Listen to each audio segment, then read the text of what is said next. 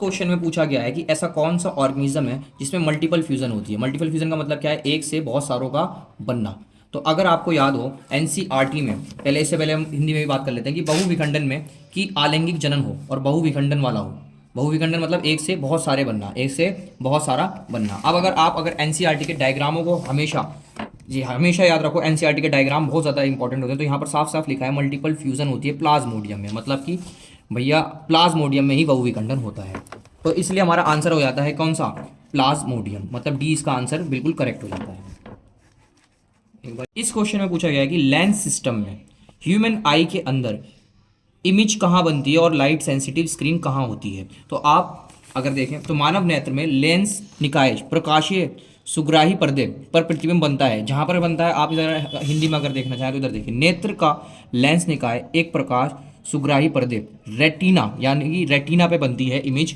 और इंग्लिश में भी देख सकते हैं लाइट सेंसिटिव स्क्रीन जो भी बनती है कि कहाँ पे बनती है, वो रेटिना पे बनती है। तो इसका आंसर सीधा सीधा हो जाता है रेटिना। ठीक है, डी इसका आंसर हम लगा देंगे, रेटिना। इस क्वेश्चन में पूछा गया है कि कॉन्वेक्स लेंस में ऑब्जेक्ट को किस जगह रखा जाए कि उसको की इमेज का सेम साइज आ जाए। मतलब उत्तल लेंस में बिंब का किस जगह रखा जाए कि जो प्रतिबिंब बने, इसका प्रतिबिंब बिल्कुल समान साइज पे बने। समान साइज पे क्या बनना है, प्रतिबिंब बनना है। तो या तो आप इसे टेबल से समझ सकते हैं कि टेबल पे अगर आपको पता हो कि यहाँ पर समान साइज जो दिखा रखा है, तो वहाँ पर बिंब की स्थिति बताई गई है 2f1 और प्रतिबिंब की बताई गई है 2f2 पर रखेंगे आएगी इमेज, और रखने पे कब, 2f1 पे।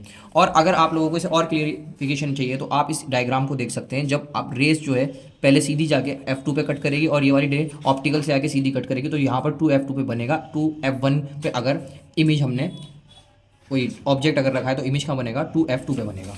और इंग्लिश में भी हम सेम चीज़ देख सकते हैं, अगर सेम साइज का है तो कहाँ पर रखना पड़ेगा, एट 2f1 पे, और इमेज कहाँ बनेगी, एट 2f2 पे बनेगी। और इंग्लिश में भी साफ साफ डायग्राम आपको दिखाएगी कि 2f1 पे रखने पे 2f2 पे बनती है इमेज। एक रेज आएगी जो पैरेलल टू दी एक्सिस जाएगी, प्रिंसिपल एक्सिस से, और जाके कट करेगी फोकस पे f2 पे, और एक रेज आएगी बिल्कुल सीधी ऑप्टिकल सेंटर से जो बिल्कुल सीधी जाती है। तो इस वजह से इसका आंसर हो जाता है सीधा सीधा, देखो, at principal focus of the lens at twice of focal length of the lens. तो एक्चुअल में प्रिंसिपल फोकस तो है पर वो फोकस लेंस ना होके twice of the focal lens है। तो हमारा आंसर हो जाएगा सी। इसका आंसर क्या हो जाएगा, सी हो जाएगा कि लेंस की फोकस दूरी की दुगनी दूरी पर, क्योंकि ये सब दुगनी दूरी मानी जाती है। क्योंकि ये वाली जो दूरी है, अगर आपको पता हो तो ये प्रिंसिपल एक्सिस की फोकस दूरी और ये इसकी दुगनी दूरी है। तो इसलिए इसका आंसर, हमारा आंसर सी हो जाता है। C answer is correct.